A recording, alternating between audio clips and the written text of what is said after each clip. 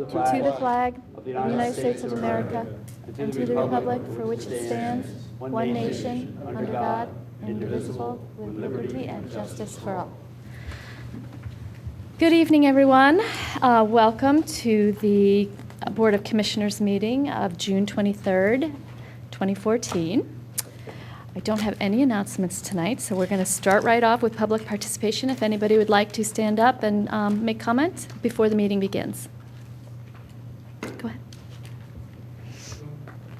Yes, come on up to the podium and give us your name and where you live. Okay, thank you. Yes, my name's Jeff Pearsall. I live at 114 West Beach Street. Back. My name's Jeff Pearsall. I live at 114 West Beach Tree Lane in Wayne. I was asked by at least one of the commissioners tonight to just come and try to further clarify my position on the North Wayne Field retention basin or so forth. Each of you has received a letter from me, and I will not go long tonight, but I just thought it would be helpful to kind of further clarify that. I know there's a meeting next week, and I don't want to belabor it tonight, but I did think it would be important. My position on it is basically we'd rather not have a retention basin at all there, but knowing what's going on with the flooding in Wayne and so forth, and knowing where the commissioners seem to be with all this at this point, my thought was to at least try to work on the plan that you have presented back in November and then even in the last few weeks. Basically, my plan is, if it is going to go into effect, is to really try to, I use the term, maintain the integrity of the entire field. The proposed plan, which is a compromise from the whole field being used, was to basically cut out a portion of the, I would say, the left center field area of the field, and basically kind of compress everything up into one half of the field. Maintaining the baseball field, which is a big thing, but my thought was to try to hold the soccer field, complete soccer field there. I know there's been talk about it's not used and it's wet and so forth, and my retort to that is that, well, maybe we can work to improve the drainage in that area. So the idea is to include the entire soccer field area, which would then keep the entire outfield area of the field, and which really would keep it as a field that's not, you don't get the feeling it's being cut into. My ways of doing that real quickly would be, as I proposed to Commissioner Higgins, and he got back to me on, would be to either or move the basin further to the east towards the parking lot area, towards the Wayne Railroad Station, and for those who are familiar with the area. Commissioner Higgins talked about that was difficult to do because I'm not sure why, and maybe at next week's meeting that would be further clarified by the civil engineers involved. But to move that further to the east, which would then bring this cutout that seems to go into center field of the baseball field, that hopefully could be brought much closer towards the railroad station and maintain the entire integrity of the field. That's one way to try to do that. The other one that I talked about and I've heard from other people is to negotiate with AT&T across the railroad tracks and see whether or not they would be able to retain some of the water on that side by making a small retention basin, maybe possibly under their parking area or whatever. I was told that that's been in planning stages to talk to the AT&T, but I have not heard anything further about it.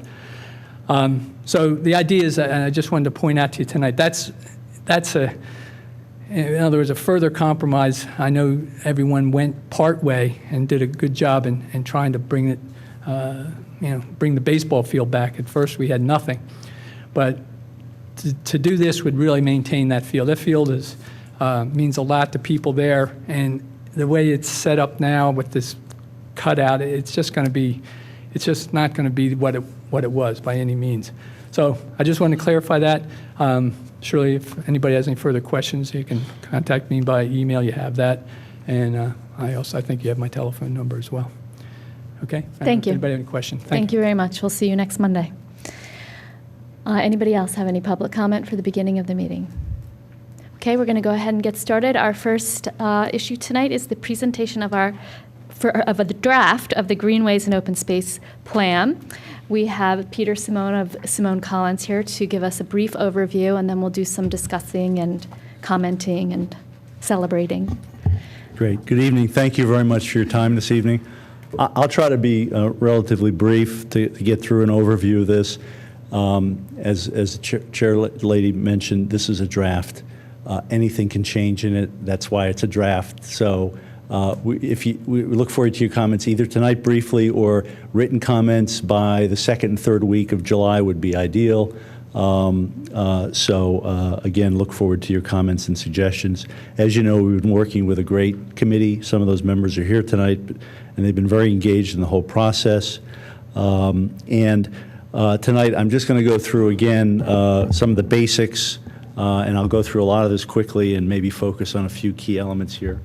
We're in whatever month this is, 6 or 7 or 8 of the process, and we hope to wrap this up by September. If the board feels you want to take a little more time, that's certainly fine as we put the final details to the plan.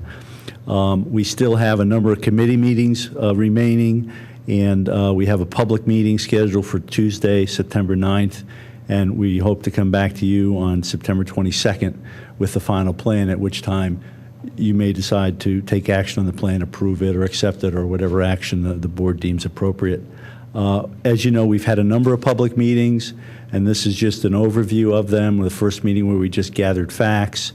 Second meeting, we had some general planning ideas where we engaged members of the community who came to the meeting. And our last meeting was June 3rd, which is similar to the presentation you're going to see tonight.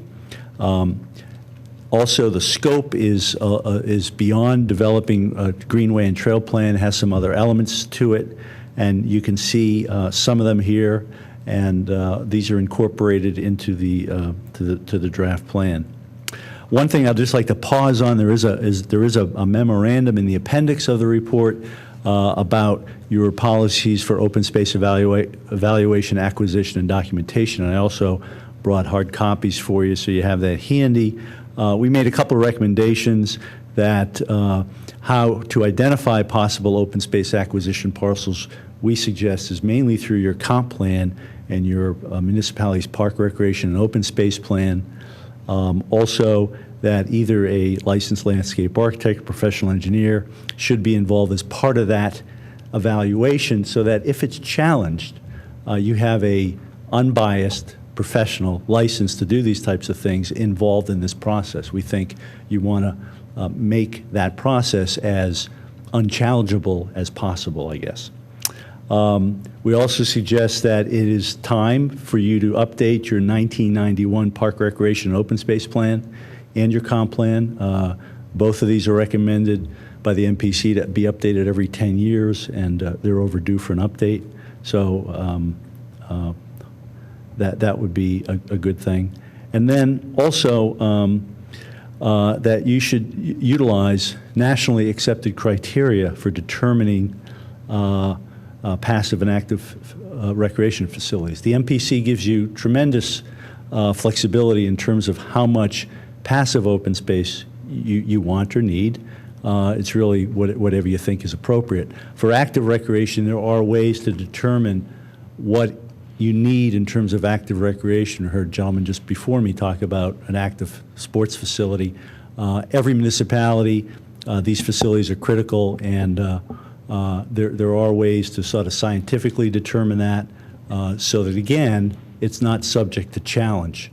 Peter, could I interrupt you for a second? Yes, sir. Back when we did the parks plan back in '91, we looked at the level of service established, as you mentioned, and what the committee that worked on that decided was they were the minimum standards for our township, that in many cases we already exceed them, and we believe that's appropriate for the community. Okay, I'll just comment that since '91, the National Recreation and Park Association has adopted different standards. And now it involves a much more survey-driven process, and I'll call it a little more scientific. Before, it used to be, for example, one football field per 10,000 people. Those things are still looked at, but there's another survey technique that involves calculations based upon what people use, how they use it when they go there. So I won't go into all that detail, but we're just suggesting that you could look at it in a little different way based upon newer standards. Sure. The last thing here on this slide is, and it is a recommendation in this plan, adopting an official map, so that when you identify parcels for possible acquisition in the future, they can be placed in the official map, which basically doesn't obligate you to do anything. It just gives you sort of the right of first refusal, and it's a tool that's used more and more by many municipalities, and you can also use it for this trail plan, so if you see fit, that you can put the trail plan on the official map so that, let's say when a roadway is being improved, you have a little more leverage to negotiate with somebody to do an improved shoulder, that type of thing. So those are the major high points of it, and certainly look forward to your comments. Also, and I mentioned trails can be on there, which is number 6. And also, another recommendation was to recommend open space acquisition based upon your community values of what you want in your community, not as a way to fight or control growth. I think when you confuse those two issues, you open yourself up for challenge, and that's in your ordinance right now. So I would just suggest as good planning technique, you look at each of those issues separately. So that's really the summary of that memo that, again, we'll look forward to your comments and suggestions on it. In terms of the trails, again, just want to remind everybody we're looking to serve all groups of cyclists, advanced cyclists, and also child cyclists. And also our trail system has, completely separated paths, which is akin to your existing Radnor Trail, and then bike lanes, and then just share the road type facilities. So we looked at all of these as part of this trail. You may have seen the slide before at a previous meeting that Radnor is very well positioned, centrally located, I'd call it, within the circuit, which is a regional priority trail system by the DVRPC and the William Penn Foundation. So what this will enable you to do is go after some of that priority funding for some of the trails in Radnor. Obviously, you've got a tremendous inventory of parks already, and you've got a very good start to your trail system. Also, this system looks to connect business centers, employment centers, commercial areas, schools, et cetera, with this trail system. So with the proposed trail system that's in the draft plan presently and is online for folks to review, is a proposed trail system. And what I'm going to do is just highlight what we call the priority and quickly go through some of those links just to give you a flavor of what's in there. And again, this would be the priority system that we would recommend. And the first one is connecting downtown Wayne to the existing Radnor Trail via Wayne Ave. And with downtown Wayne on the right of the slide, creating from the post office on west a bike way, which would take the existing sidewalk and enlarge it to a multi-purpose bike path for a block or so. This is a one-way road at this point. So in order to have two-way bike traffic, we thought it would be necessary to have basically a short section of off-road bike trail on the existing. Within the existing right-of-way where the sidewalk is, shifting the parking from the south side to the north side, and creating a safe bikeway up to the intersection of Bloomingdale, at which point bikes would continue on the road to the west, to the Radnor Trail the way they do now, and then pedestrians would go via the sidewalk on the north side of West Wayne up to the intersection of Conestoga, make a right, walk up on a sidewalk to the intersection of Lenore, and cross into the West Wayne Preserve to get to the trail system in this way. So just on the street, what that looks like at the library, on the south or the left side would have a two-way bikeway travel lane as is now in parking. This is the only place in the whole township we would have a small loss of parking spaces, somewhere between 10 and 12 spaces. This is the only place we're suggesting that. We thought this connection was important enough for you to consider that. And then when you get up to Conestoga, as I mentioned, bikes go straight or straight up to the trail, and then pedestrians would make a right here and then cross at Lenore into the West Wayne Preserve. The next section is a short segment on South Chester Road, and really here it's just widening the sidewalk to make this connection safer and more accommodating to folks. We think we have enough room in the right-of-way to do that. The next section along Lancaster Ave and King of Prussia Road, we have some multi-use trail segments, and the numbers you see on the slide there refer to how they're numbered in the master plan. Along Lancaster Ave, we've got land that is owned by the school district, where we could accommodate a multi-use trail parallel to the road, off-road, and continuing up towards the Radnor train station. Also in this aerial, you can see how from the high school we can continue with what would be essentially off-road trails. This is one of the great opportunities in the township to create some more off-road trails, and we have ability to go under the blue route here, which we think works real well. So this, we think, is a great opportunity to make these areas more accessible. They're sort of, I guess they're sort of leftover areas in some ways, but they're sort of neat environments in that, nature has taken them back over a little bit. And we go along Lancaster Ave. The only place to really get under the railroad is at this point. This would be sort of a stop and dismount point for cyclists to go under the bridge. I should mention we have had a meeting with PennDOT, who was very helpful, who reviewed this whole thing, gave us some good suggestions. So they're very enthusiastic about helping the township to move this forward in the future. And then once you're past that point, you can see how this off-road section connects along the SEPTA right-of-way up to County Line Road and loops back. We also have a suggestion here for a pedestrian bridge over the tracks. This is, I think, the only suggestion really for a bridge in the whole system. But again, we thought this becomes a very sort of cool off-road segment of the entire trail system.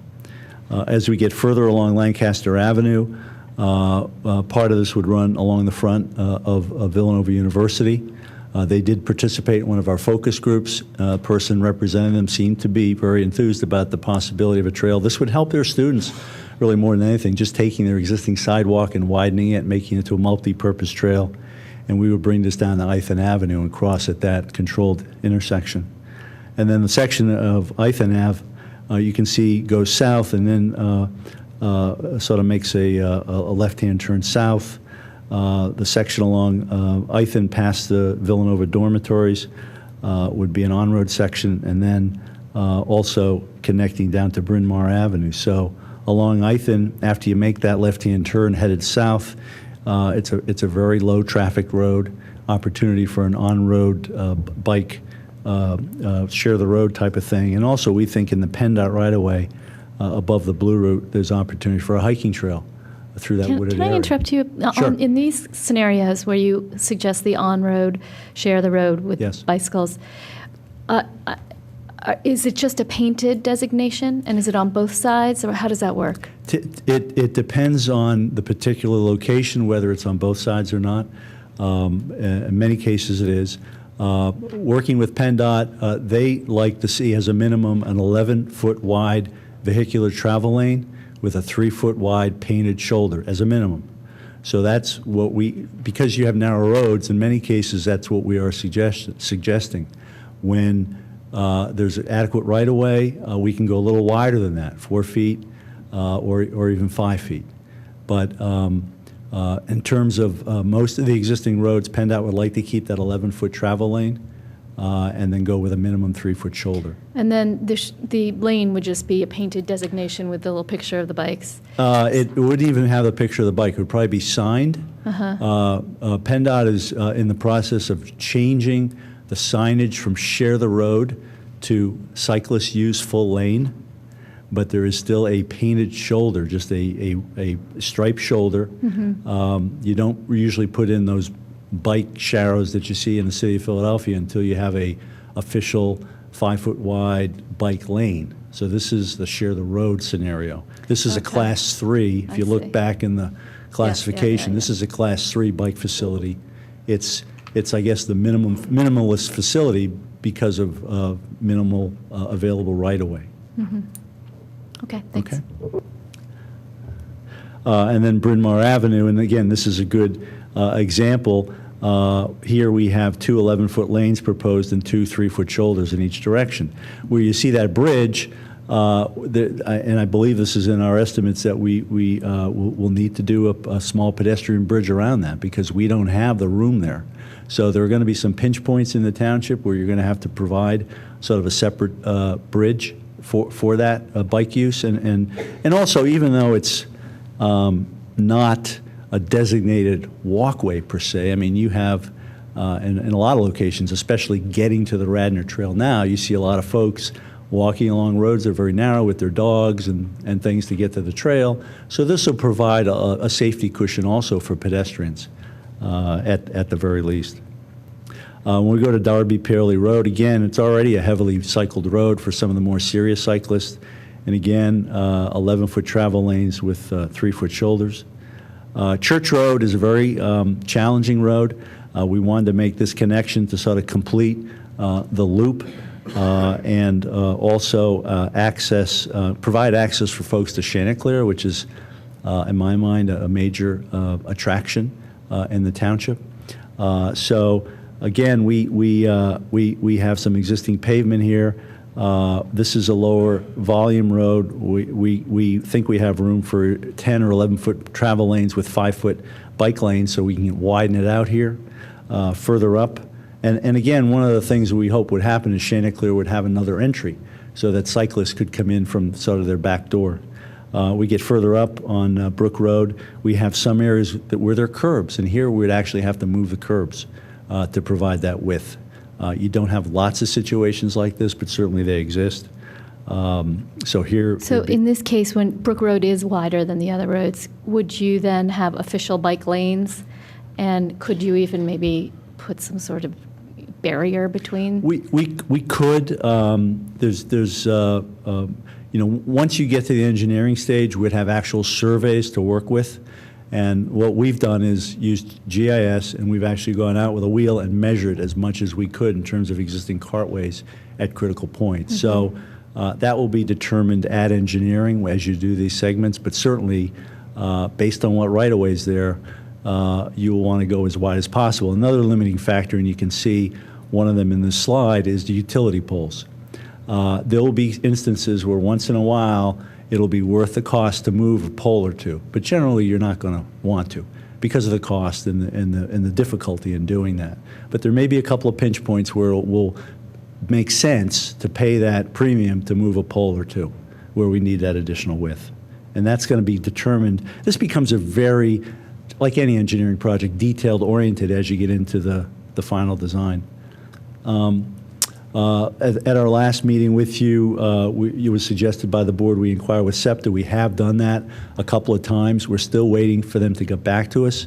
The firm that is working on the Forge to Refuge Trail has a meeting scheduled with SEPTA about this very issue because their alignment duplicates some sections of ours.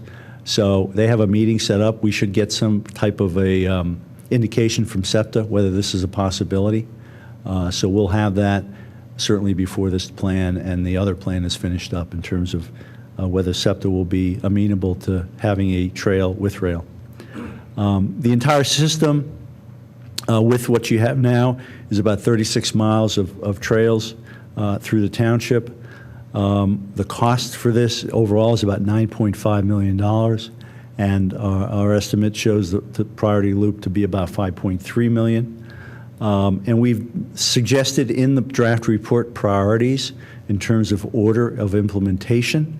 The first one being the Wayne downtown Wayne to Radnor Trail link, which is a relatively modest cost for that, which may be a nice way to kick it off. And then you can see the costs for the different segments. And as you look at the plan, you'll see in our spreadsheet we've broken all the costs down into fairly bite-sized pieces, sort of like a Chinese menu, because one of the things that will happen as you look for funding to the various funding sources, some things may rise to the top in terms of applicability to fund at that time. So the key thing is to try to keep it moving forward over a period of probably 20 years. Greenways, we looked at those also as part of our charge, and those are mapped in the study. And really, one of the major recommendations about Greenways is to develop vegetation management standards for the township for public and private property owners. And for private property owners, this would be a suggestion. There are good things to do next to a riparian corridor and not good things to do. And I think most folks, if they have the information, I think most of them will try to do the right thing to help protect water quality in the township. So this is a relatively easy thing to do, and once folks have the information, it may be as simple as not cutting the grass right up to the edge of the stream so there's some kind of tall grass or meadow grass or some type of a buffer. So that's just a good thing to do and really is in line with your stormwater management policy. I mentioned the reports available for review through to the middle of the month, and if we need more time, fine. So far, we don't have really any comments. The mapping is set up with a key sheet so that every sheet hopefully is easy to read. The report is laid out hopefully in a way that's, again, easy and engaging, and the cost estimates are fairly detailed. Here's just a listing of potential funding sources, and there are many. There is the Commonwealth Financing Agency. We're preparing a grant right now for a greenway for one of our clients. It's due July 27th. DCNR always has money for trails. The TAP program, there was just a round for that through the state, through the transportation bill. So PennDOT, DVRPC. So there are lots of sources, and I know Radnor's been very successful. So if you maintain that aggressive posture in going after money, I'm sure you can bring money in. There is an online survey that's still open. We've gotten about 500 responses. So that's where we are at this point. And again, these are the upcoming meetings. So I can try to entertain any of your questions and suggestions, and certainly whatever you don't get to tonight, we'd be happy to get written comments from any of you and all of you at some point as we finalize the plan. Well, first of all, thank you for being here tonight, and thank you for all the work that you've done, and to the committee who has worked on this for so long and so hard. It shows this draft plan is fantastic. Thank you. It's even better than I was hoping it would be. So it's really exciting. I encourage anybody who watches this meeting at home to get on it's posted, right? Yes. To get on the website and flip through this and find your neighborhood and what you'll be connected to, because it is really exciting. So I have a whole bunch of comments and questions that I had written down and I want to go through. But so I'll start unless somebody is dying to start. The place I want to start is, in my view, the most exciting project, which didn't make to the very top priority, but it's the second one, and that's Map 6, or project number 8, which is the multi-use on the Chew Tract and the other tract. I'm blanking on the name. 2A and 2B here. The Chew and the Young. So you had a map of that up. Can we bring that back up? Sure. Because I was hoping you could just take us through and talk a little bit about some of the crossings. I had a little trouble from the map here figuring out how those were all going to work. And when you're on that, Peter, it seemed to me that rather than building a bridge across, why not just go all the way out the county line, cross over, and then drop back? We just to get to that question, that's what we are doing. Okay. Anyway, we thought the bridge would be a nice enhancement with Archbishop Carroll right there, Right, and that would be also amazing. the train station not too far away. Right. So that people coming from the other direction could access both of those. Certainly, you could build the system without that bridge. And again, it is an expensive system. We tried to have some level of realism and frugality here. But we thought that would be a good place for a bridge, but certainly the system would work without it. So, I mean, part of the reason I'm so excited about this is because we have those two tracks, Chew and Young. I don't know if you had a chance to walk them at all, but they're gorgeous. I mean, it's really one of the few places where we have undisturbed, beautiful woodlands. And they're, right now you can't get to them. They're landlocked. So the notion that we could have a great trail that people would bring our residents in there to enjoy that land that we bought, it's very exciting. I'm also very excited because we have two big landowners right now in front of us for development that will both be tied into this. So it's a great opportunity to maybe partner. It would be great for their employees and their students as well to participate in this. So before we get into the actual path, generally, when you're going through woodlands like that, I mean, obviously you're going to have to take down trees to get your path in. Would you envision like asphalt, like our other trail, or is it a limestone? Well, first of all, when obviously to engineer this, you have to get actual topography. You may even get locations of specimen trees in certain areas as part of that survey, right, so that you might be able to go around them. The other thing you can do is once you have a survey and you have an engineering firm and you're ready to do it, you can even locate the trail in the field. And then survey those stakes so that you avoid major trees. But there'll probably be some trees that have to come down. In terms of the surfacing, asphalt is used often, even in arboretums, just because it's low maintenance. And in my opinion, a lot of people's opinion, asphalt disappears into the sort of ground. It's a handicap accessible facility, but mainly material. But mainly, it reduces your maintenance over the long term. And in a situation like this, the increased runoff is really insignificant from an asphalt trail.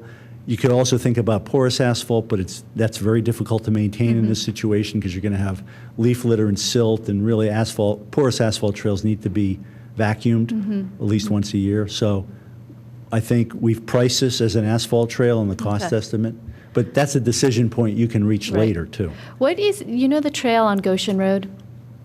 It's just a mile-long trail. Yes. Do you know what that surface is? Is it stone dust? Yeah, that's what it sounds like. I don't know what it's called. It's crushed stone, like the name implies. It is handicap accessible. It packs very well.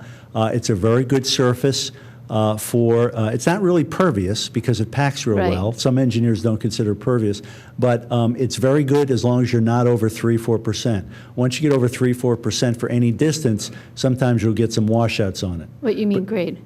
3-4% what? 3-4% grade, excuse me.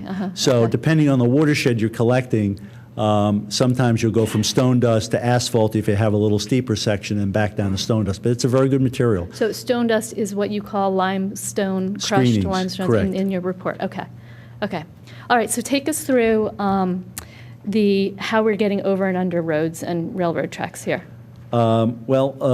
Once we come across, I'm sorry, I'm drawing the blank in the road up to the high school. King of Prussia? Thank you. This route to the right here is pretty unobstructed in terms of there's not much happening. There's an existing bridge that would either be improved or replaced. We have plenty of room to get under the blue route and then back along towards Route 30 and then under the railroad underpass that I showed you earlier. That's the picture you had? Correct. And then working with SEPTA to go up along their right-of-way. This is a situation where I think SEPTA would be very amenable to this because it's not a situation where they're looking to put in another track necessarily, and there seems to be plenty of right-of-way, but that would be a negotiation with them. You'd probably have a fence between the trail and the track. It's called a rail with trail, used in a lot of places. You can go from a 4-foot fence, high fence, to a 6-foot fence, and that takes you up to the north and then continuing to the east. The exact alignment, again, will be determined during final engineering, but based upon the GIS mapping, topography, and one of our team members, Jeff Creary, who you may have met at one of the meetings, he's a township resident, and he's also a shedder. He goes out and looks for deer antlers, and he knows almost every inch of the township pretty well. So he was a real a great resource in doing this because he knew a lot of these areas like the back of his hand. That goes under the railroad. And then continuing to the east and towards the Radnor station. And again, I don't know what to tell you except we think most of these areas are pretty amenable. We get some grade change here right after we go under Amtrak right away. These represent switchbacks. But that is already there, that underpass under the. Yes. And how about the one, this Radnor Station scepter? There's an underpass there, or there's an overpass there? Yeah. A pedestrian bridge? Correct. Okay. So, this represents a switchback to get up a little bit of a steep grade here, and again, the exact alignment would have to be worked out, and then going up the county line and coming back, and then in the future, hopefully, if you could do a bridge there, we thought that would be a nice addition. Is that the bridge that was in your cost estimate, 500,000? Correct. Yeah. Yes. Is there a detail up at a county line road up there, or is that not on the drawings? County line, I think it's just out of the photo, but on the plans, it does go up to it. I can't tell you what map that is. I can't find it on the map. All right, as we're talking, I'll find it and let you know which map it is.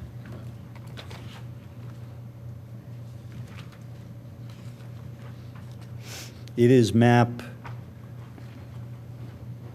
6. On map 6. County line is shown in red. Yep.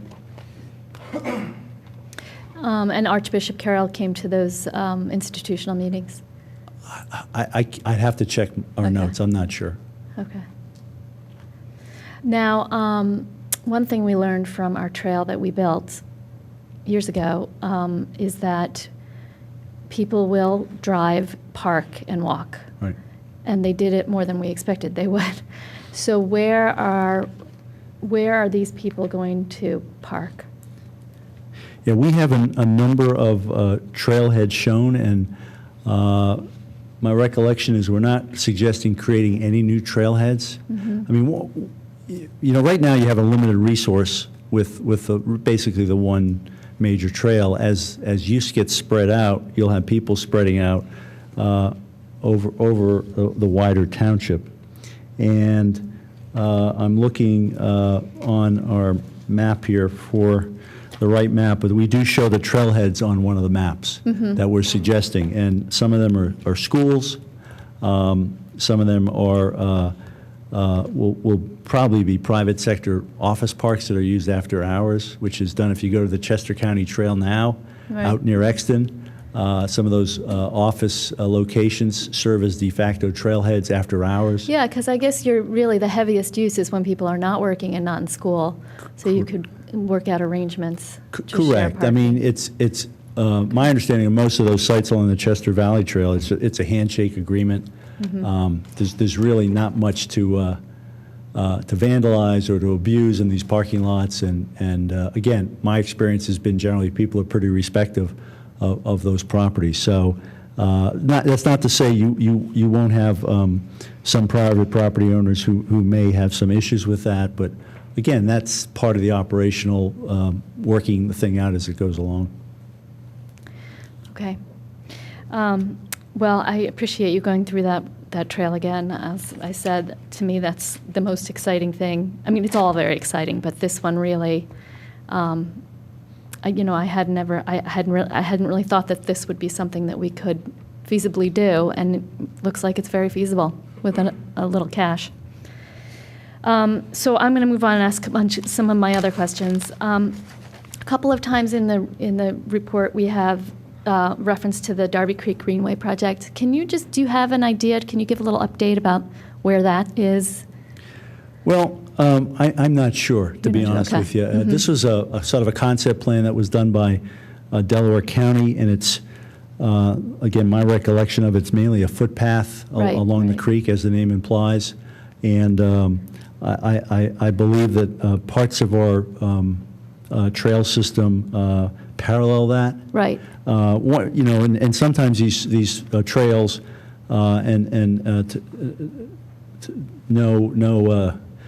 no bad will intended to the planners. These get put down on lines, and sometimes they're not as feasible. I mean, with that trail, it would be necessary to acquire a lot of easements. It's a lot of private Lots land. and lots of easements over lots and lots Yeah. of private property. So that could be something that still could be feasible in the future. We did not rely on that too much. Right. We do, as I mentioned, parallel sections of it, and I think that was mainly a county initiative that really hasn't been pushed forward too Right, much. no, we heard a lot about it, and then I just haven't heard anything in the Yeah. recent past, so, okay, And I think it's the difficulty of acquisition. Right. And that's, the good thing about a lot of this trail that we've shown is a lot of it's on road, so there's no acquisition required, but even the off-road sections, I think you're dealing with larger property owners who, in my view, would have a vested interest in promoting this use.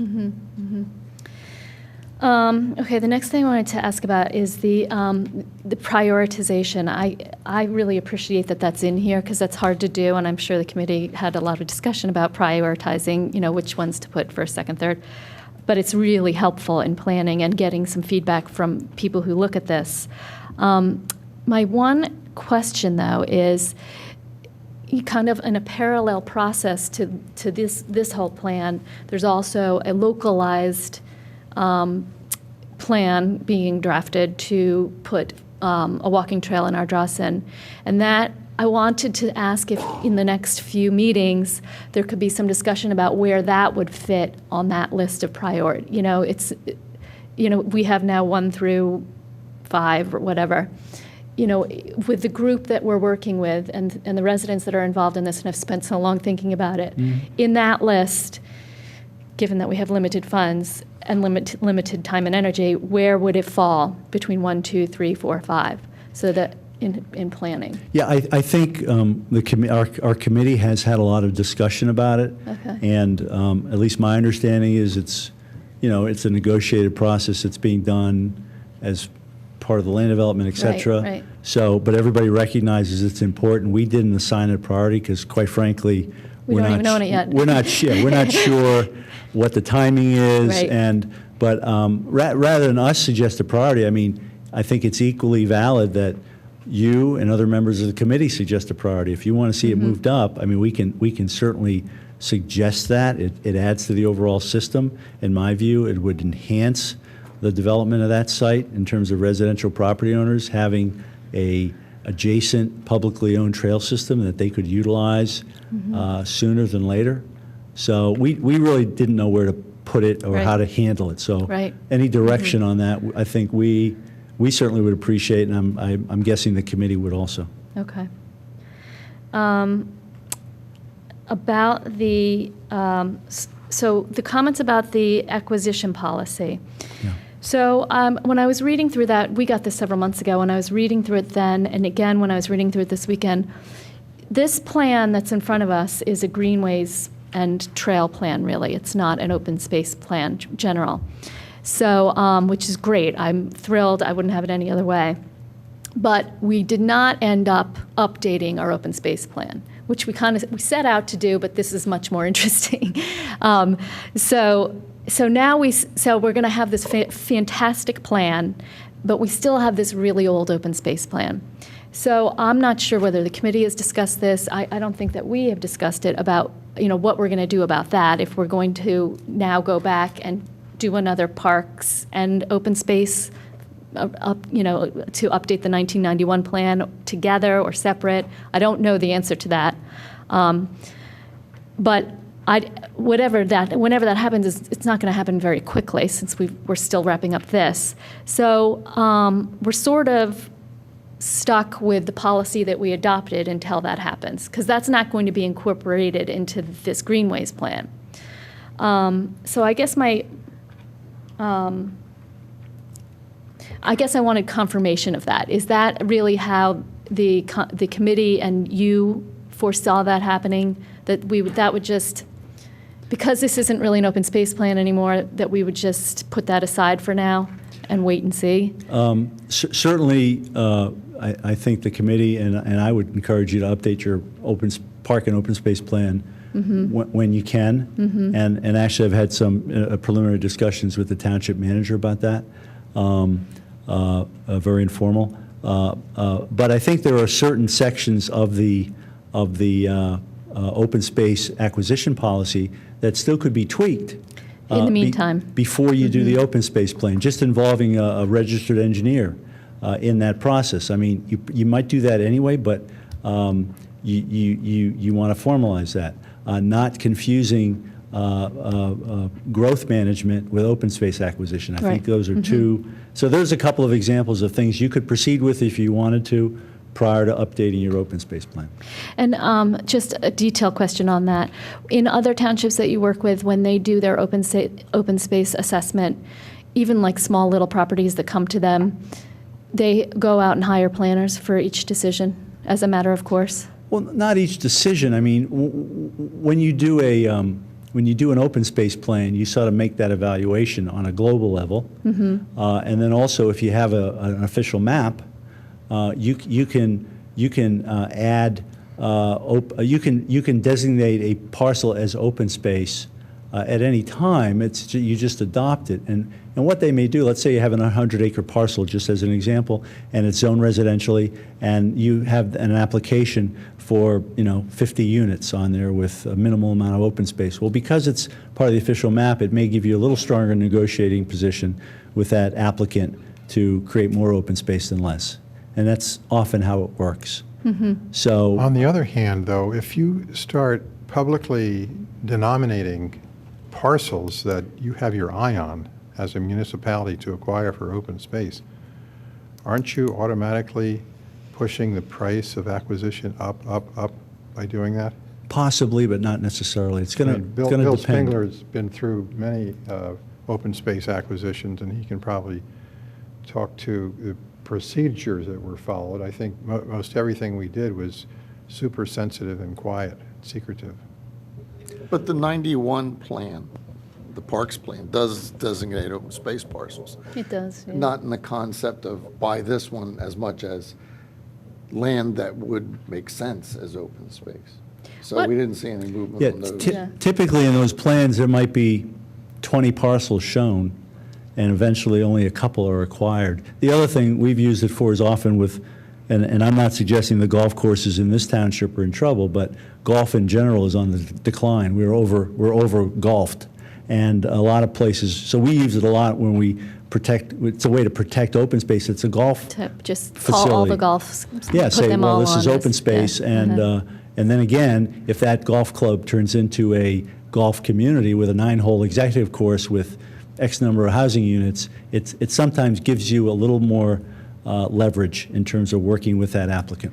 So does it hurt you if a parcel that you don't have on your map comes up in your funding? You know, if you didn't designate that as open space that your community necessarily. wants? Not necessarily. I mean, you're not tied to only acquiring parcels that you might identify. But when every time you fill out a grant to buy open space, you have to make the case that this is something your community has always wanted. And you have to show 5 different ways how much your community wants it. And then they say, well, it's not even on your official map. Well, often opportunity arises, and there might be, you might have designated a parcel for an active sports field, but an opportunity might arise that is equally as attractive to fulfill that need. And I think you can make a logical case that even though it's not the parcel you designated, it is a parcel that will fulfill that need. Well, I would say let's do an official map and just put every large tract on it. I mean, honestly, because that's really what you want to do is preserve your large tracts. Well, again, in the memo, there are certain characteristics in your open space acquisition. And again, I think there's a few of those things which I would suggest it may not be defensible because you've listed every characteristic that almost every parcel in the township would qualify under. So again, when you look at the details of that memo, I think it's possible you could tweak it to focus it a little more Right, sharply. yeah. Okay, so that's something we should do now. Yeah. And that doesn't seem like it would take a whole lot of effort since we got such great suggestions. I just have, my last few things are very small detail things. One, I didn't see in this plan what you have up on the screen right now, the subtotals for each plan. Subtotal. So you have you have the cost of everything in these great charts, but I couldn't find in the plan itself these subtotals. So, Yeah, probably because they are different segments. If you look at the detailed trail maps, we might have a segment that goes from 8A to 8B and then 8B to 8C. So number 4 might be made up of Right. 10 Right. different segments. We could certainly add So that. that's what I'm asking, that we put in a Okay. section there that gives us these priorities, like in a nice little list like this, and how much each one is broken up. Sure, and we'll do that if you don't mind after everybody's agreed to what the priorities are, just Right, so. perfect. Okay, great, thank you. I had a question about the riparian buffer suggestion, the 10-foot. First of all, is that something you see in other towns, that they relax their riparian buffer for trails? Well, I think and I'm going from memory here, so that's dangerous. I think right now you allow accessory structures up to 10 feet from the creek top. And we're suggesting that for accessory structures like sheds and things, you may want to increase that. What we are suggesting is a trail, because if you have a preserved riparian area, that's presumably on a publicly owned piece of property or somewhere you have an easement, I mean, one of the reasons you preserve resources like that is so people can enjoy them. So if it's appropriate to have a trail there, you might want to list a trail. Right now, a trail is not listed as an accessory structure. Okay, I So we're see. suggesting it be listed as an accessory structure, that you allow a trail within 10 feet. It might only be an earth trail in that circumstance. It doesn't have to be a 10-foot wide paved trail. It might just be an earthen trail or wood chips, but increase the setbacks for things like people's sheds or Right. something like that. So have you seen in other townships, when they do that, they designate surfaces or preferred surfaces for trails that are within a very close buffer? Sure, you could do that. Okay. The easement map, I think there may be some easements missing from that map that are private, that weren't, Okay. there were definitely 3 that I know of. So I can, offline submit them, but you may want to check with the Conservancy and see. They actually Okay. have a map of all easements, but there were 3 that I knew of that didn't show up on that. Okay, if you're able to I'll show just them. mark on that and fax it to us, Yeah. that would be great. Anybody else too, that would really be helpful, and we'll double check. And who knows, there might be others out there we don't even know about. And I think that's about all I had for now. Again, I want to say this is the most exciting thing that I've seen come across our desks in a long time. I'm really, really excited about it. And I really appreciate all the work that the committee did. Thank you. On page 48, where you list the different properties, I noticed there's some mix-up between school district and township. For example, at the top of the page, you talk about Martha Brown's Woods. That is a school district property. In the township parks and open space include list, you have Emlyn Tunnel, that's a school district property. In the paragraph at the bottom of the page, Radnor Memorial, Radnor Nature Park, and Odoricio are all township, not school district. And you're missing the Leeming tract from your list. Leachman? Leaming, I think, isn't it? Oh, Leeming. Okay, Leeming. thank you. And then on the next page, under the schools, you list American College. That's inappropriate now. It should be the Schwartz campus of the Jewish Federation / Jack Barak Hebrew Academy. Okay. And that's important also because it has an arboretum. Okay, thanks. I had one item. There's a small link of, right now it's nothing, sort of dead space between the Friends of the Trail Park on South Devon Avenue and the intersection at Morris and South Devon. So Morris and South Devon is a relatively controlled intersection. Almost everyone in that area can get to that intersection via sidewalk or controlled intersection. But unfortunately, due to where the path to the Friends of the Trail Park starts, they have to either cross over and then cross in the middle of the street, or walk along the side of the street. Okay. So to me, that's an ideal location, only 60 feet, but it's that it's really a pure link. It really connects two very, very heavily trafficked areas, and could probably be made much safer at a small cost. Okay, thank And then you. I had one other item. Was any consideration given to Owens Alley, which is another, as I understand it, the only dirt road that we have in the township? Yeah, it's not on the plan, I guess. I don't recall where it is exactly, so we can look at So it. it's in that area, and I don't Yep. know if there's a use for it, but I would think that it's worth considering due to the, I know it's a dirt road, it's an old dirt road. Okay, It's it's kind of a quaint. it would Township fit- owned? Yes, it's Okay. my understanding it's township owned. Okay, we'll look at it. And it's worthy of preservation, in my opinion. Okay, thank you. I did have, I'm sorry, one other. I did have, one of the links that I think would also be very beneficial would be that link along North Wayne and South Wayne Avenue. For the same reasons that you've got number 1 up there. My Right. sense is that that would be relatively low cost, and then would connect the trail to the downtown. So I think there would be a lot of benefit, not just local benefit, from elevating the priority of that particular. So, I'm sorry, so which section is this? This is from where to where? It's from the trail to downtown via North Wayne Avenue and South Wayne Avenue. I mean, I saw it as. It's just via South Wayne Avenue, not North Wayne. Yeah, South Wayne, that's correct.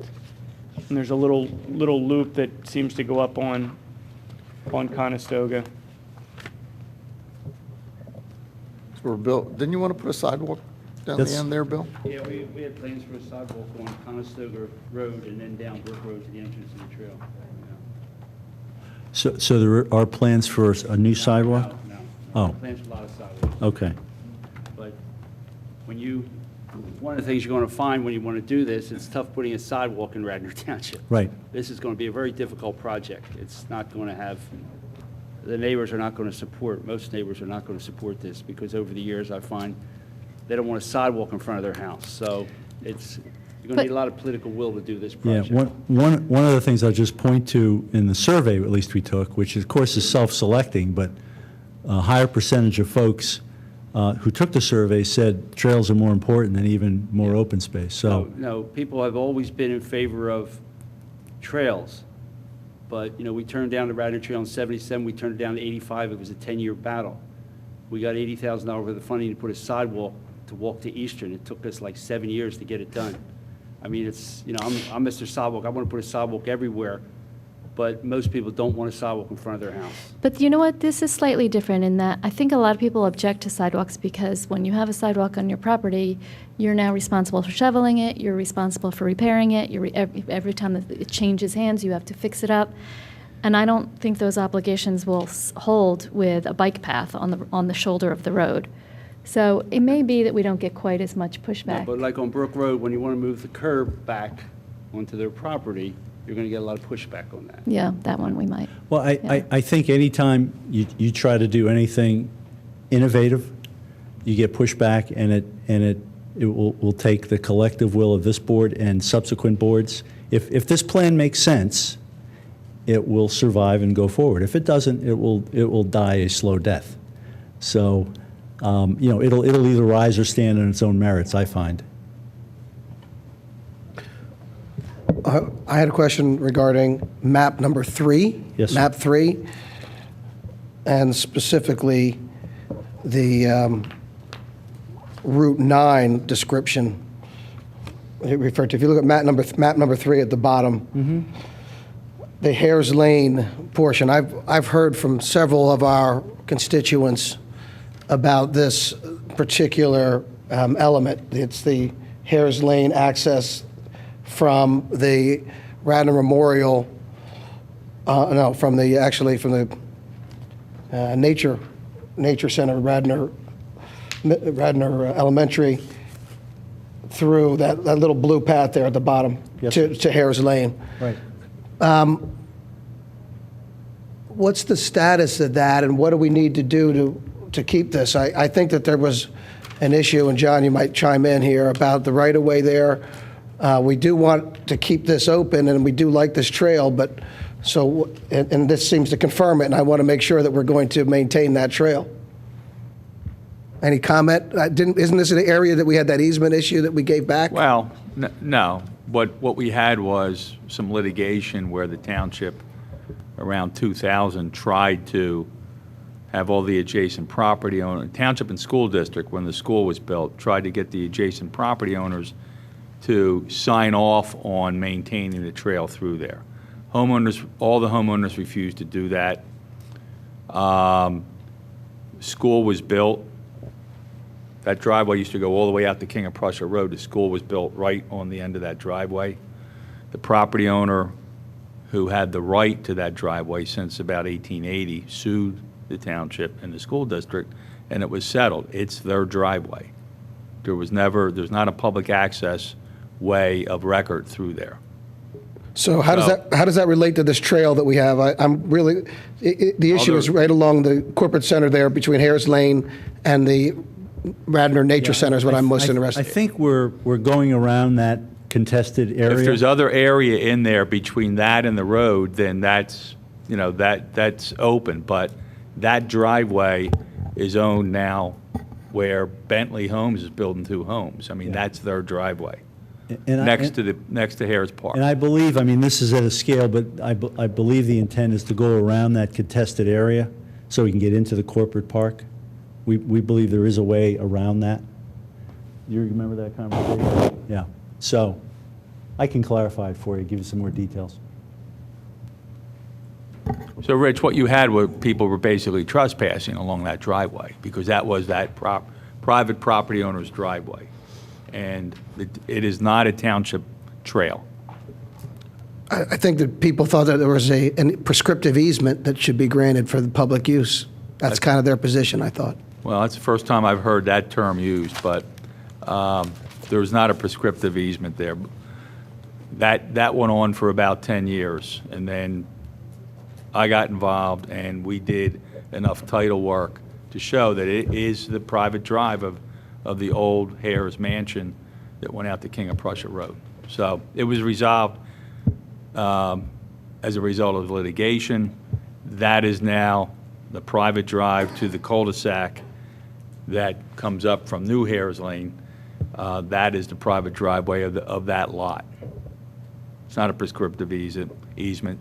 Township and School District tried to get the homeowners to sign off. They refused to do it. School District built the school anyway on the end of it, and it resulted in about 10 years of litigation. There's another route. Yeah, I guess I still am thoroughly confused about. So anyway, we have a plan. We have a trail through there, nonetheless. Notwithstanding what John is saying. But I believe we're avoiding Outside of that. We're looking outside of that area. We were aware of that, That would work. and we're looking outside of that. So I'll get you specific detail because it's hard to show it on this scale. Okay, do we have any other comments or? I had forgotten one thing. The Trails Committee and Parks Board for many years talked about a walking path that would go through the Ithan School property and connect Bryn Mawr Avenue to Clyde, and then come around and go through Ithan Valley Park. I'd like to see that shown on here. Well, I know, all right, I'll look at that more closely. I know we have a path through Ithan Valley Park. No, there's not really, but Okay. we'll talk about it. Okay, we'll look at that, thank you. Yeah, I'm sure Mary remembers that from the. Jim? As much as I like this, and as much as I like the concept of greenways, I just wonder, in the course of the numerous meetings you've had, did anybody choose to focus on sidewalks independently of greenways? Not that I can recall. We certainly had comments from some folks that would like to see more sidewalks. And we'd also like there were some comments that we'd like to see a little more focus on the pedestrian. Yeah. But nothing I can recall specifically. This looks like we're going to spend you said $9.5 million over 20 years to let people get out and walk and bike it's not rural, but it's in areas of the township that are not very highly developed. And I don't want to throw cold water on this, but before we move pell-mell into that approach, it would seem to me that we've got some real serious needs for sidewalks throughout the township. And you just go right down the row here. It's in every ward: King of Prussia Road, Radnor Chester Road, Sproul Road, Bryn Mawr Avenue, Darby Paoli Road, Eagle Road, Conestoga Road, North Wayne, portions of North Wayne Avenue. And we have some sidewalks where they're almost impassable. I know when the elderly try to come into the center of Wayne from Chamonix Road and St. David's Road, they are really at risk there because the sidewalk is not in good shape. So I think we ought, as a board, we ought to give serious consideration to rectifying the sidewalk shortages and the dearth of sidewalks throughout the township. And all this is going to cost money, and we're going to compete against one another for the funds. But as much as I like to see this Greenway network, I still think that safety and accessibility for people that live in more densely populated portions of the township should be a priority. Jim, I just want to point out that some of these multi-use, suggested multi-use trails are sort of serve as sidewalks, like the one that is suggested on King of Prussia Road, for instance, that would go up and connect, like in front of the Biomed property and then onward up. That would basically be a wide sidewalk that you would have. So, I mean, they would serve, obviously not all of these, but some of these suggested multi-use paths do. Well, and the first one that Peter mentioned, West Wayne Avenue. Exactly. Would be right, also. They serve it. And especially, as I was asking, some of those bike lanes, where if you have a wide enough road and you can manage to engineer in a separator. So it's not a sidewalk, but you're separated from the traffic, and you can see it serves as well as a sidewalk does. You see what I'm saying? So, I mean, I agree with you that in any of these cases where we have road wide enough to merit or to be able to put in a separator, we should be looking at doing that, just for that reason.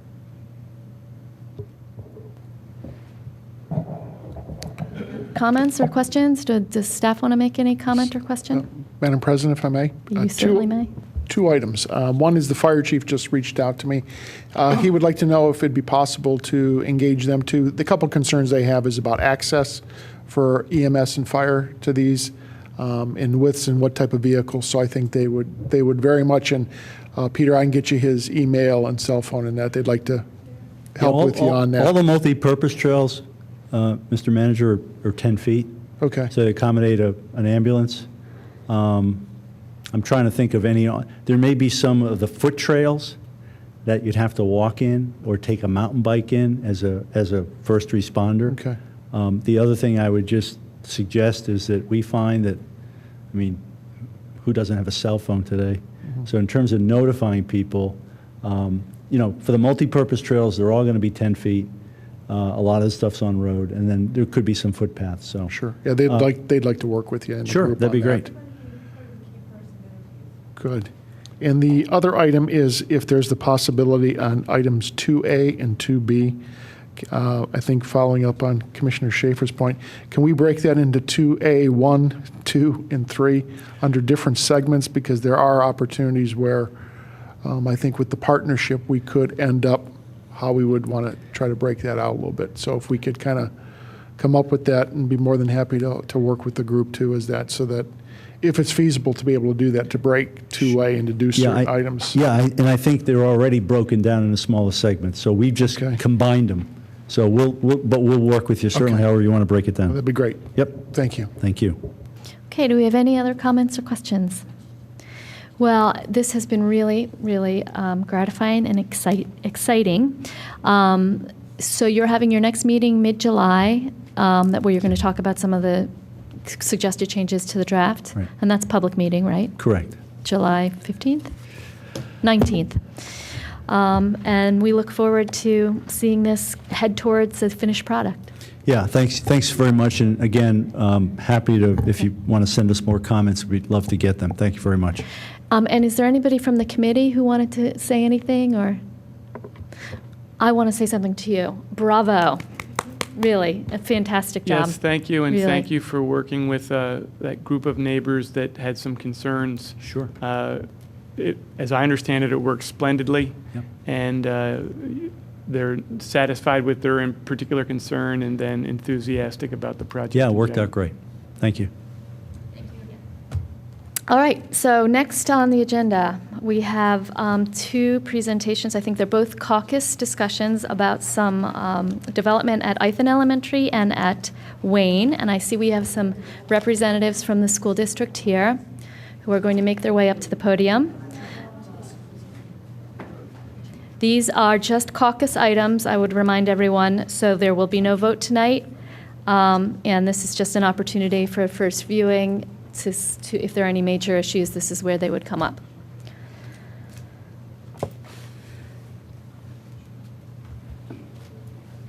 Hello. Good evening. My name is Kevin Momini. I'm here on behalf of the Radnor School District. Hello, And- welcome.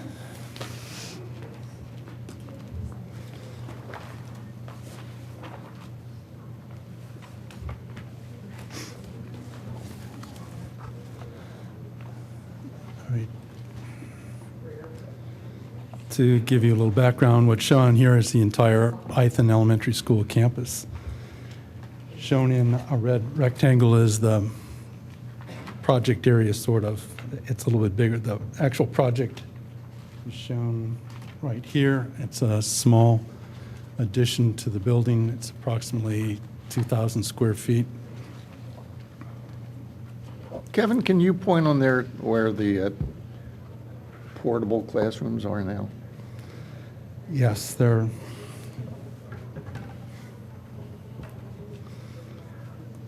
the current portable classrooms right here. Okay. Here. Oh, I'm sorry, up here. And the purpose of the addition is to move the students that are in this portable classrooms into the main building. So it's not, the purpose is not to provide for additional students, it's just to move the ones that are currently in the annex into the main building. This is a blow-up of the particular area where the addition is. What's shown in a beige or yellow color is the actual addition, which will consist of 2 classrooms. There is a sidewalk that will be added, which will be ADA accessible. The extension on the sidewalk to the annex is not. There's a number of stairs that are required in order to make the topographic change. There's a small stormwater management system that's proposed to offset the impervious that's a result of the building.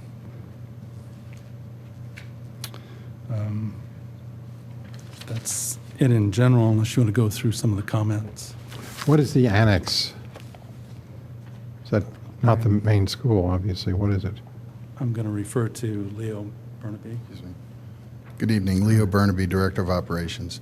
The annex currently houses what's called the DCIU, or Delaware County Intermediate Unit classrooms. So it's special education? Yes. Okay.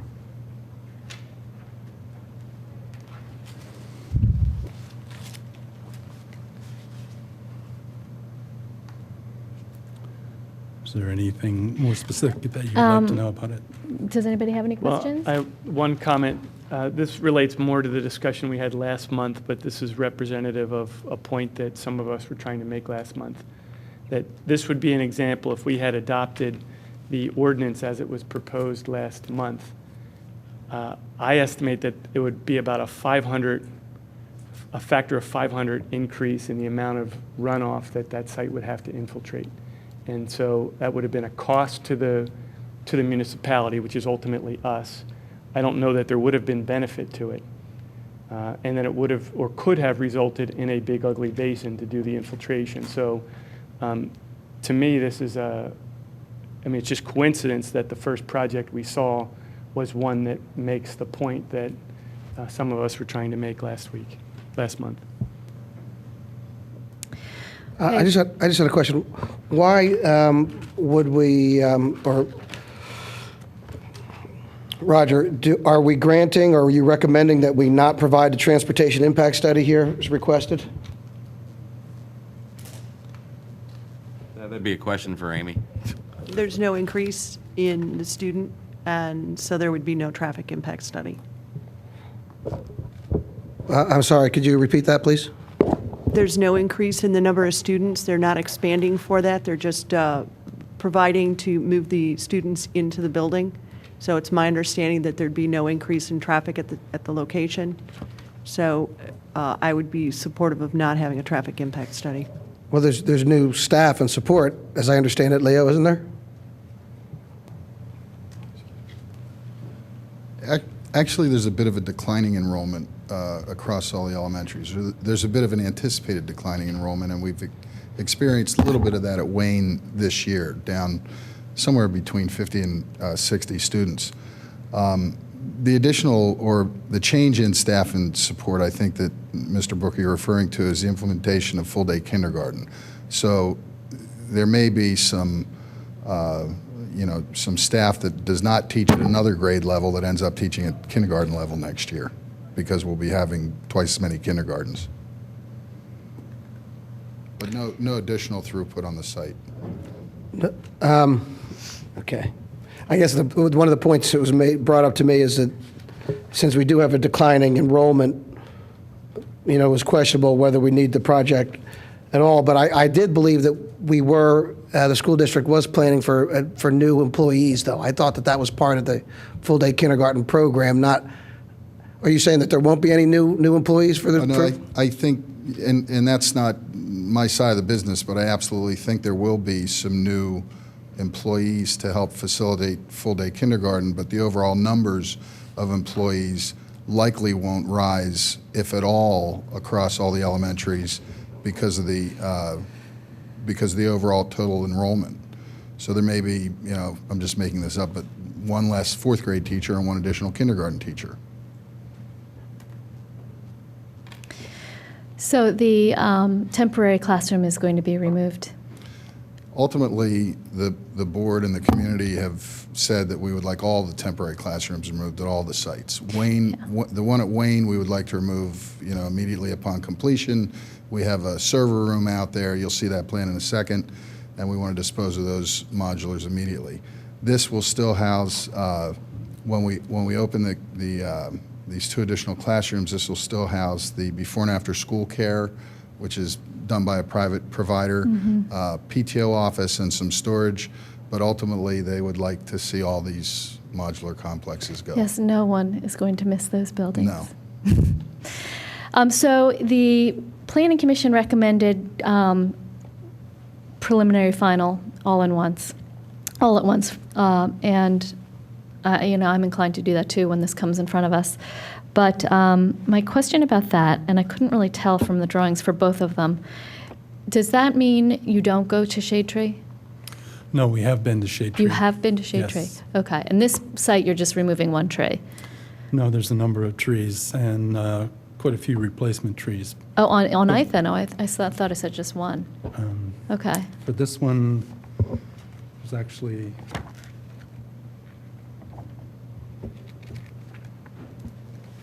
two trees that are being removed, but they're large, so the number of replacement trees Oh, okay. are 9.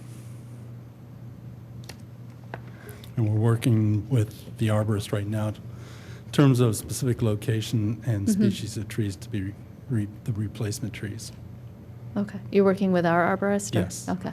It does look like on the drawing that we have in our packet, there's a 25-inch maple to be removed, and doesn't show any others. There's also a 40-inch maple tree that's right here that we were going to try to save originally, Ouch. but, It shows it being saved in my plan here.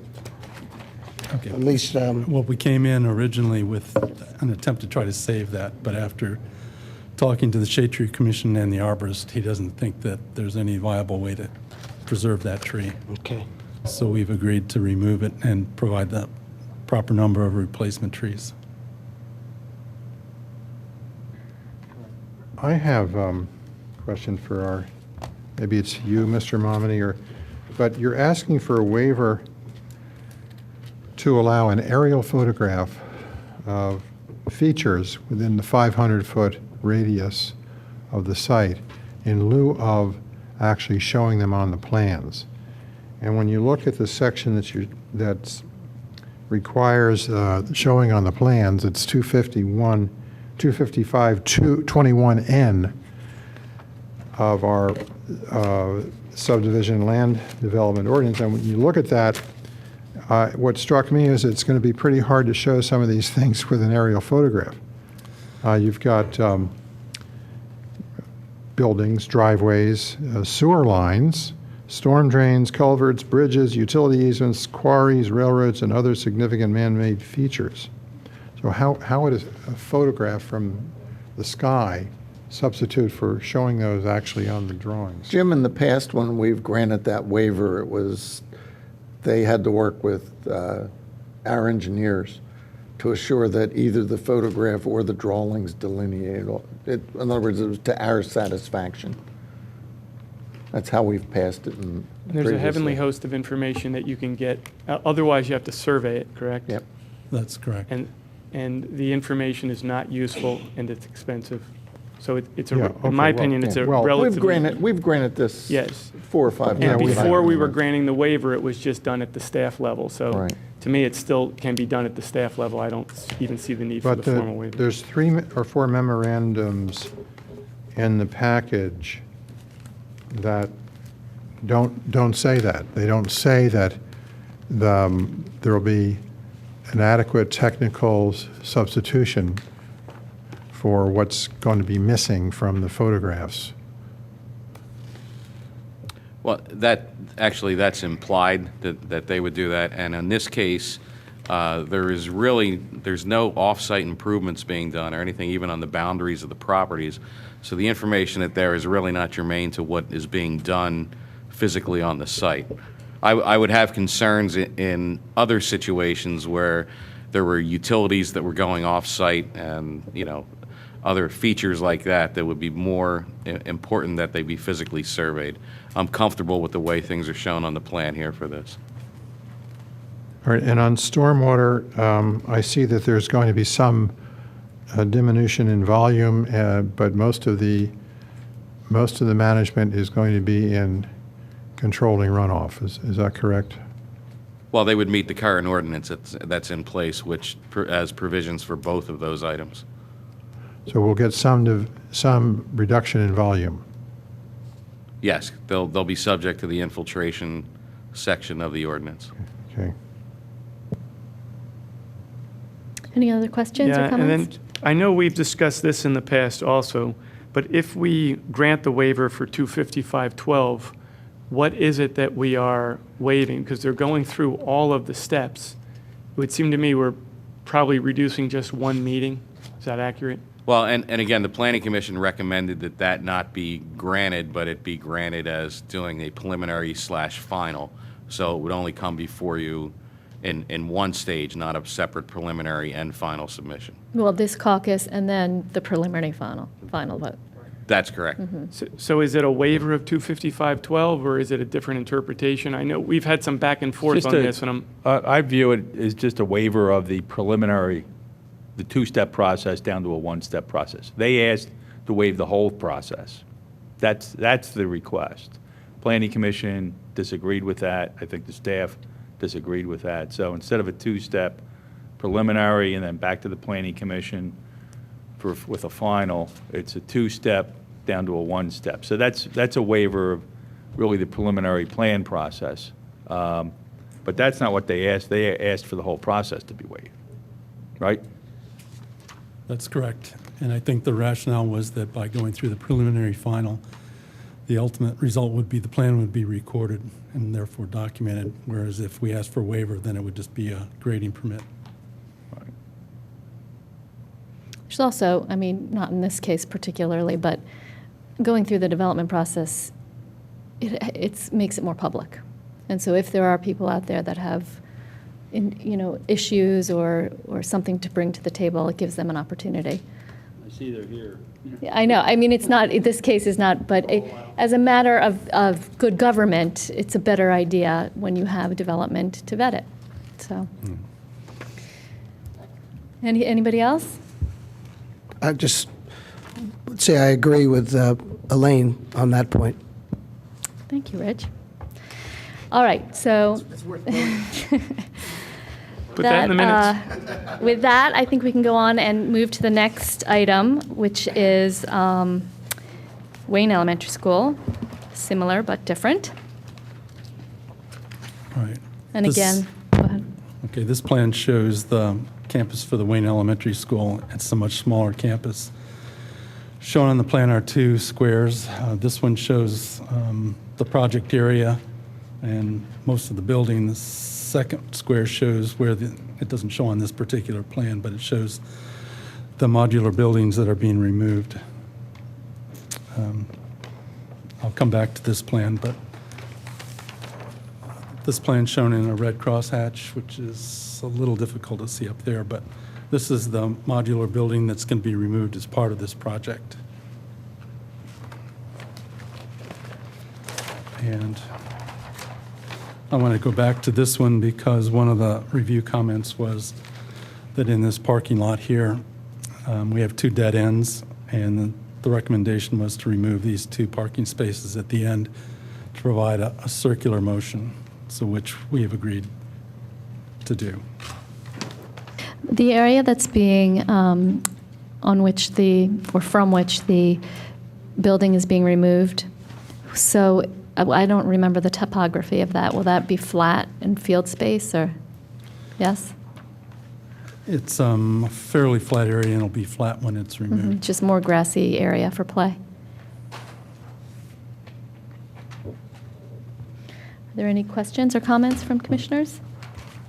Well, I would just reiterate again, I'm confused about the number of employees. I think that there will be more employees, and I'm just going to press this issue again. So, Leo and Amy, are you saying that there won't be any more employees as a result of this project, and therefore we can eliminate two parking spaces from that parking lot, and we can also forego any traffic impact study?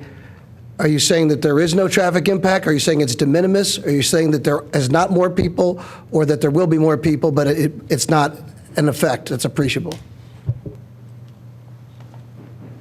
I defer to Leo. It was my understanding. Yes, go ahead. Yeah, let me answer some of that. There's three full-size classrooms being added in the main addition, and there are six full-size classrooms being eliminated from the modulars, but some of that is offset by FDK, full-day kindergarten. So the staff at this building probably ought to be close to a wash. Again, this is outside of my realm. I don't do staffing or curriculum, but I can tell you that we're planning on no additional parking spots for new teachers, no additional accommodations for new staff members.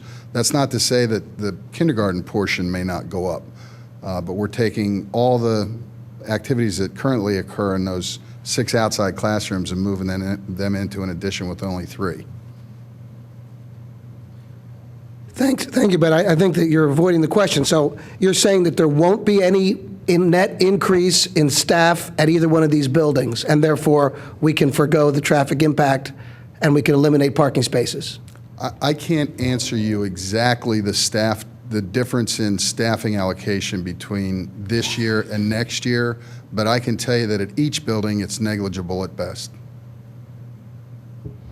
Okay, well, that's, so, Amy, that's my question. So it appears that we're saying Leo's view is that it's de minimis as opposed to no increase. Is that your understanding? That would be my understanding. If we were looking at 15 or 20 new employees, that's one thing, but it sounds to me, by what he's saying, that there's going to be very small amount, and in my opinion, that would be not enough to require a full-blown traffic impact study. Did you talk about that before the meeting, or are you just getting that right now? I made my comment, I sat at the Planning Commission, and the information that he just provided to you was provided to the Planning Commission. I guess I just recommend that, since we don't really know exactly, that we not forgo those elements of it. Rich, they're de minimis. Why would we want our taxpayers, which we share with the school district, to pay for a traffic impact study for what is likely to be, let's say, 3 or 4? Well, 3 or 4 isn't going to generate increased traffic that would warrant the expenditure of a traffic impact study. Are we going to waive the building permit fees too? Wouldn't be the first time. Well, that's my question. That hasn't come to us, Rich. I can't comment on that. I guess there's a lot of, again, the reason, I think, as The difference the in the chairman, past, if as you the remember, president the issue with building alluded to. permit fees was they never came to the board. They were waived by the manager in the past. So that's a separate issue. Again, Anyway, we I really think it's don't a need matter to of relive that. process Can and governance. I ask for confirmation on one, on the plan? This isn't, again, on the trees. This plan says 7 trees removed. Is that still the number on this site? No. No? Oh, yes. Yes. There's no okay. change on this plan, Okay. just the Ithan plan. All right, do we have any other comments? Yes, or- in Mr. Phillips's memorandum of May let's May see. 28th. May 28th, at the end, under Roman numeral 3, he has a general comment. And I don't know if this got addressed in you. No, it couldn't, because you did not address this. But he says, the cover letter from Omni indicates that the new improvements will create an overall decrease of the total impervious cover on the property. Plan sheet 2 indicates that there is a new increase of 6,323 square feet, and plan sheet 5 indicates a net decrease in impervious coverage of 2,383 square feet. So if you do the little arithmetic there, that means there are 3,940 new square feet of impervious. Can I clarify that? The new addition itself is 7,158 square feet. The building being removed is 6,331 square feet. Then there's some additional walks and patios that are being removed that are 3,210. So there's a net decrease overall of 2,383 square feet. All right. Did Mr. Phillips and you talk about that before tonight? Well, I did mention it at the Planning Commission. Okay. Yeah, that came up at the Planning Commission. You're going to have to fix your plan, so it's That's consistent correct, yeah. with the numbers. Okay. Thank you. Okay, is there anything else? Any other comments or questions? Does staff have any comments? Okay, well, thank you for coming in tonight. This is just caucus, so we don't take a vote. But if there were any issues, we put them out there. And then I guess we'll see you on the 14th, probably? The 14th. Okay. Thank you very much. Great, thank you. All right, that is it for the meeting. Second? All those in favor say aye. Aye. Aye. We're adjourned.